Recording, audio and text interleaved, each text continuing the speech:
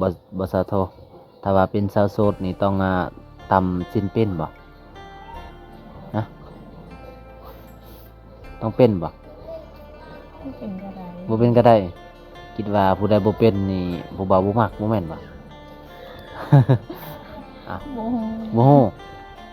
พื้นหนึงก็ขายจักเส้น อะไร ฮอนล้านแม่นบ่ แม่เราเป็นงาน สิมันงามล้านหนึงพุ่นมีคนซื้ออยู่บ่ กับนิ้วแต่ว่าบรรยากาศมันเอง อ๋อบ่สาวโทเจ้าบ่อยากให้บ่ผู้บ่าวฝั่งไทยมาเยี่ยมมายามเจ้าก ะให้ ให้ไปอยู่เนาะอ๋ออีหลีบ่น้อง100%บ่ ว่า อ๋อถ้าเขาเจ้าสิไปเยี่ยมไปยามนี่ไปเยี่ยมไปยามได้เนาะ ไหน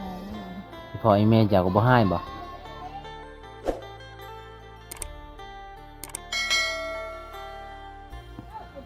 เอาทักทายสวัสดีพ่อแม่พี่น้องเบิดสุขุสุคนคือเก่าทุกคนยินดีต้อนรับเข้าสู่ช่องบ่าววงคือเก่าผู้ใดเข้ามาแล้วก็ช่วยฝากกดไลค์กดแชร์กดติดตามช่องบ่าววงทุกคนให้กำลังใจ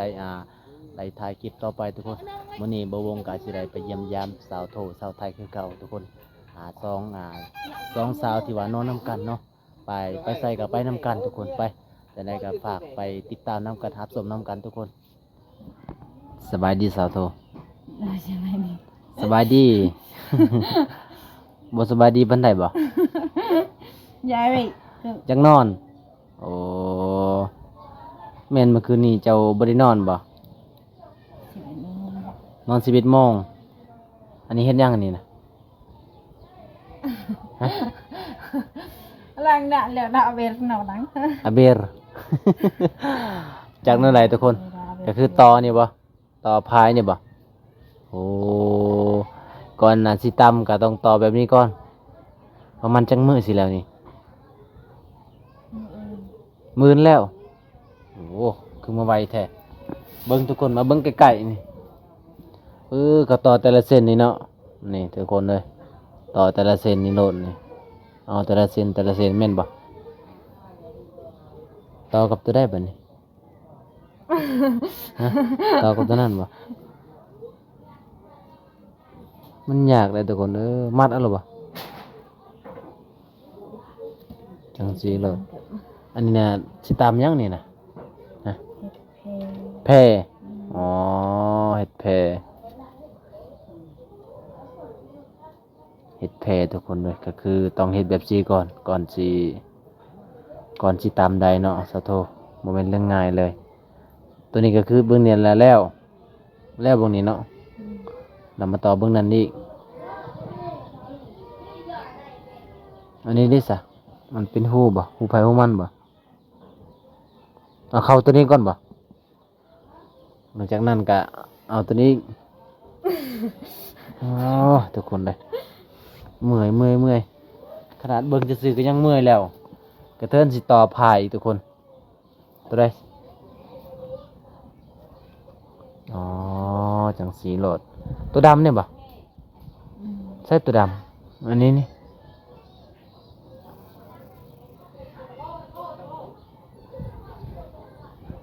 ตัวใดหนึ่งเขานะไอเมเจ้าส่วนเจ้าก็ต่อพายนี่มือนแล้วเนาะมือนเนาะคือไหวแท้แมนบ่แล้วมือน เอาดีๆแลกบ่มือนนะแล้วอ๋อคันเฮ็ดแบบนี้ก็แล้วมือนเนาะแล้วมือนก็ตำเลยบ่ยังคือว่ายังตัวใดอีก นั่งไหนแล้วเราตัดเป็นกอเยียร์ ฮะตังก้ออีกตังก้อบ่จักกันเลยทุกคนเลยก็คือเสือกยางแล้วเนาะมันต้องหลายขั้นตอนทุกคนก่อนสิเป็นแพร่นี่หรือว่าเป็นสิ้นเจ้าก็ตำได้บ่ ทำไรตำได้ คือบ่เห็นเจ้าตำ มีการ ขี้ข้านอ๋อบ่อยากตำต้องแบบซี่เลยทุกคนอุ้ยบ่แม่นเรื่องง่ายเลยคันเป็นเฮ็ดแล้วต่อภายนั้นแล้วก็ประมาณจักเดือนจังสิแล้วเฮาตำนี่ โลกกันลายนี่ รายเดือน ก็คือตามชนเผ่าเฮาก็ต้องมีแพนี่บ่เนาะคันบ่มีก็บ่ได้เนาะเขาเจ้าเฮ็ดสิเฮ็ดหยังกันแพนี่ ธรรมดาแค่ยันหน้า อาบน้ำอาบน้ำแล้วก็ยำดองก็มีบ่ ยำดอง ยำ ก็ อ่า มีแต่ว่าบ่ได้เอาเพนี้แบบเพนี้เขาสิเฮ็ดแบบเพดาบ อ๋อเพดานบ่เพเซโตถ้าเพตัวนั้นเด้อจ้ะเพให้อันน่ะเวลาเขาเจ้าสิเฮ็ดงานดองนี่ตั้งห้าอีกตัวนั้นเนาะแพนี่ตั้งห้าอีกทุกคนเลยเอ้ยเบิ่งนี่ต้องมีสีเดียวเนี่ยบ่หรือว่ามันมีหลายสีมีหลายสีบ่ มีสีเดียวอยู่ สีเดียวนี่บ่ได้ปนบ่ ตำๆกับคนละสีอยู่ อ๋อตามสไลด์สีแต่ว่าก็ทำมิดเนาะทำมิดนั่นก็คือแบบต้องเอาสีเดียวสีขาวเลยทุกคนผู้ใดให้สอนเจ้าเฮ็ดนี่แม่บ่อ๋อ ต้องอีเมลจะเป็นเมาะตามมานาแบบเสื้อก็ได้บ่เสื้อผ้ามังกรเฮาได้บ่ แม่ก็เฮ็ดเป็น เฮ็ดเป็นไฟน่ะดับแล้ว ไปซึมไฟ โอ้ยทุกคนนี่แหละตามประเพณีเผามังกรทุกคนต้องได้ผู้ใดเป็นสาวๆนี่ต้องได้ตามศีลเป็นทุกคนต้องได้ตามศีลเป็นทุกๆคนเลย ผู้ใดตามศีลบ่เป็นก็คือผู้บ่าวก็อาจสิบ่เอาเพราะว่าเป็นคนขี้คร้านทุกคนเดี๋ยวเฮาก็สิถามสาวโทก่อนเพราะว่าน้องไปซุ่มไฟดังนึ่งข้าวแน่ต้องมีมีดตัดพร้อมอุปกรณ์สำนั้นแหละโอ้ทุกคนเลยเพื่อสิแล้วบ่แม่นเรื่องง่ายแต่ว่าสาวโทว่ามือเดียวมืออื่นแล้วมืออื่นเป็นกอเลย ใส่ทั้งยางนะ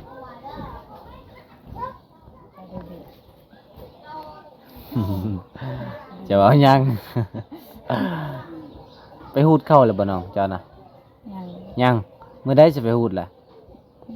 มื้ออื่นไปบ่อีเมจะไปบ่มื้ออื่น ยังงง บ่ฮู้อ๋อ เขายังบ่ได้สุกปานใด คิดว่าข้าวสุกแล้วเอาก็อายก็สิไปมื้ออื่นไปนํกันไปเบิ่งเจ้าหูดข้าวแบบใด จะเว้า ขวาใน จะเว้าให้ข่อยฟังเจะหูดไว้แม่นบ่อีเมจะหูดก่อนแต่เจะหูดตำลังก็เต็มพร้อมกัน หากเขางามเดี๋ยวนี้เขาก็บ่ได้งามเลยคุณ เขาก็บ่ได้งามประมาณจักเป้าบ่ฮู้ยังบ่ฮู้เนาะเอาเฮ็ดเป็นบ่สาวโทถ้าว่าเป็นสาวโสดนี่ต้องตำสิ้นเป็นบ่ฮะต้องเป็นบ่ ไม่เป็นก็ได้ บ่เป็นก็ได้ คิดว่าผู้ใดบ่เป็นนี่ผู้บ่าวบ่มักบ่แม่นบ่ อ้าว บ่ฮู้ บ่ฮู้อ๋อ บางคนนี่ก็ผู้บ่เป็นก็มีบ่ มี อ๋อ บางคนผู้บ่เป็นก็มีทุกคน ถ้าบ่เป็นแล้วก็คือถ้าว่าไปอยู่เฮือนผัวแล้วผัวอีเมของผัวซ่อนบ่ อ๋อ ส่วนหลายก็อาจจะมีคนแบบนั้นเนาะอาจอยู่เฮือนนี่อาจจะเฮ็ดบ่เป็นทุกคนแล้วก็ไปเอาผัวแล้วก็แม่ย่าสอนให้ ส่วนเจ้าโทกันเอาผัวแล้วอีแม่ย่าก็บ่ได้สอนให้แล้ว เพราะว่าเป็นมาแต่เฮือนแล้ว สอนคือกัน สอนคือกัน จะตำสินหยังแน่จะตำเป็น ก็บ่ได้หลายปาน หลายๆสินจก เป็น ฉันก็มีแต่ตั้งเอาบ่ได้ ฮะ แต่ก่อนมาก็ให้แม่เฮ็ดเอาไว้ อ๋อ ก็คือก่อทำบิดแบบนี้กับไอ้แม่เจ้ามีแต่ตำซื่อๆบ่น้องอายสิถามว่าคันเวลาตำสิ้นนี่สิ้นหยังยากที่สุดเฮาตำนะ มีแต่ฉันเคยแม่ตำ หยังสิ้นหยังสิ้นคือแม่ตำ สิ้นหยังอันนั้น หนูดักเส้นจกนั่นแหละนะ สิ้นจกบ่ก็สิ้นจกหรือสิว่านั่นใด สิ้นจกบ่ พื้นหนึ่งก็ขายจักเส้น เวลา ฮอนล้าน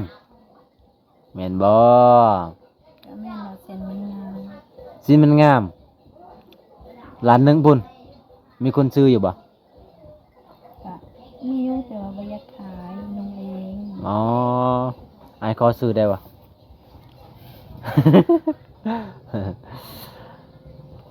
พื้นหนึ่งฮอดล้านหนึ่งโอ้มันก็ได้กำไรแล้วนั่นพัน2พื้นก็2ล้าน10พื้นก็10ล้านพุ่น มากะเฮ็ดเอา2-3 มื้อมาก็บ่ได้ปานใด อ๋อ 2-3 เดือนก็ยังบ่ได้คืนหนึงซ้ำ ยังบ่แล้ว คืนหนึง เพื่อสิได้พื้นหนึ่งเนาะสมมุติว่า อันนี้เนี่ยน้องกะได้ว่ามันได้จักพื้นอันนี้นะ 5 เดือน 5พื้นอ๋อก่อสำนี้ทุกคนก่อสำนี้น่ะอาจจะได้5พื้นน้องว่านะ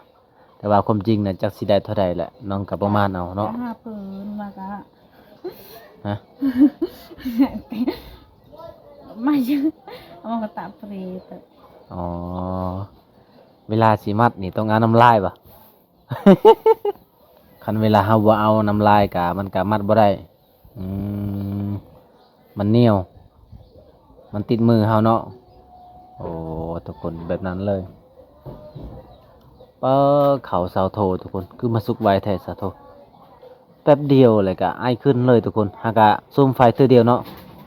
สุกไวอีหลีอีแม่เพิ่นนึ่งข้าวทุกคนอีพอจะเอาไปใส่มื้อนี้นะคือบ่เห็นหน้า ไปใส่เบ็ด อ๋อไปใส่เบ็ดได้อยู่บ่แล้วไปใส่แต่ละเทื่อบ่ได้เลยอืมเอายังไปใส่นะ กับป้า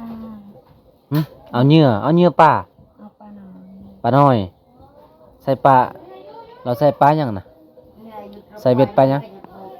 ปลากดบ่หรือว่าปลาเค็งตั้งบ่ปลาเค็งเติบปลาเค็ง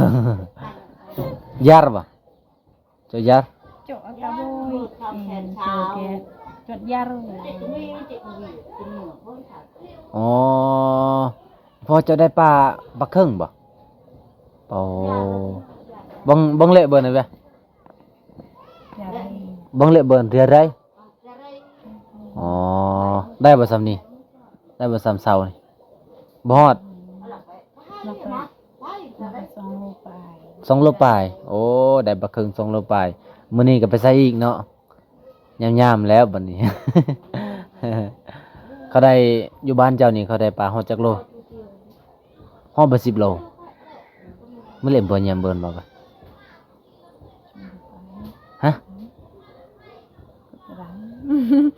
บ่ยามเบิ่นน่ะเนาะ บัวเลีย บ่ฮาลียาบ่เลียเบิ่นบ่กะเว้ยสิโลเบิ่นโอ้ล้านหก โลเซนหา อ๋อ150,000โล150,000โลหนึ่ง150,000ทุกคน โล150,000กับ10 โลก็สมประมาณ10 โล10 โลไปล้านหกเบิ่งแต่กินนี่เพื่อสิแล้วบ่แม่นเรื่องง่ายเด้อทุกคนเด้อมาเบิ่งเอาการตำฮูกหรือว่าตำแพในชนบทต้องแบบนี้แหละหลายขั้นตอนเนาะสาวโทเนาะเพื่อสิแล้ว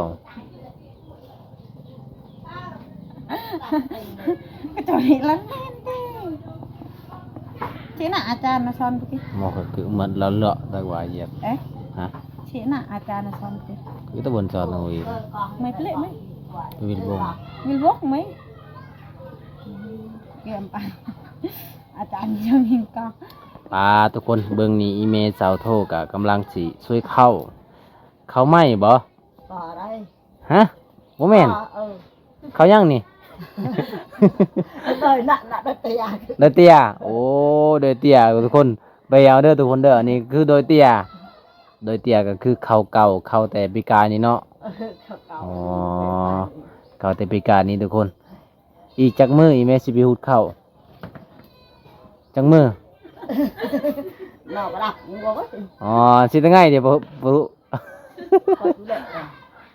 ไปซอดโดนน้ำสิตั้งไง รับมึงเจไปเราจะกี่เจ ปะเนาบ่คันพวกปะเนา กันพวกกันหนึ่งคนนึง อ๋อทุกคนเลยก็คือมื้ออื่นถ้าบ่ได้ฝนบ่ตกก็อีเมลสาวโทรก็สิไปมื้ออื่นทุกคน ถ้าว่าฝนตกก็สิได้อยู่คือเก่า เพราะว่ามื้อนี้อากาศก็มันสิแบบว่าบ่แดดปานใดทุกคนมันก็สิหนาวๆเริ่มสิหนาวแล้วอยู่บ้านเฮาเอ้าอีเมลสาวโทรก็สิได้สวยเข้าทุกคน โอ้ติบคือหลายติบเท่แม่2ติบ3ติบเนาะ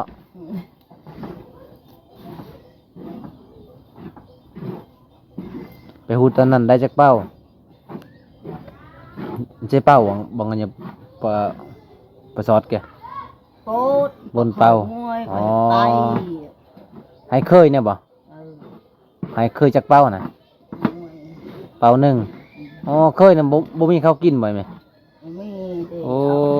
มาขอกินน้ำเจ้าเนาะมาฮูดน้ำเจ้า ให้น้อยน้อย อ๋อ คน โดย หลายพอกลมกิน แม่นแหละคนหลายคนก็บ่กุมกินเนาะ อืม เขาเจ้าบ่เฮ็ดให้ไว้แม่ เนี่ย อืมเฮ็ดคือกันเอาทุกคนมื้อนี้ก็ประวัติศาสตร์โทกะคาเวียกคาต่อพายทุกคนแล้วก็อีเมมาเฮ็ดแทนนี่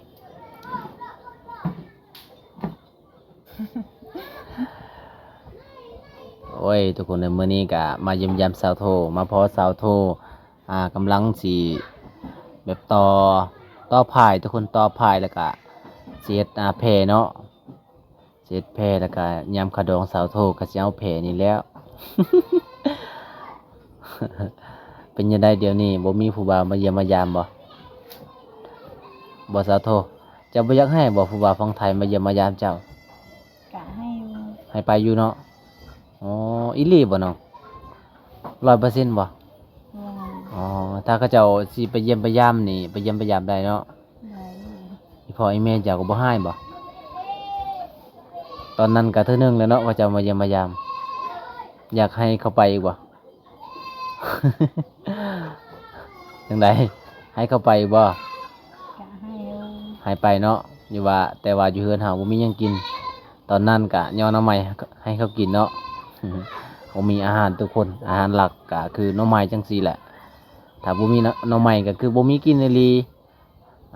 หาอยู่แถวปูแถวปลาก็โอ้มันก็บ่ได้ทุกคน อาศัยแต่หน่อไม้เป็นหลักเลย เพื่อสิแล้วเนาะอันนี้มื้อหนึงบ่จะเฮ็ดนี่นะ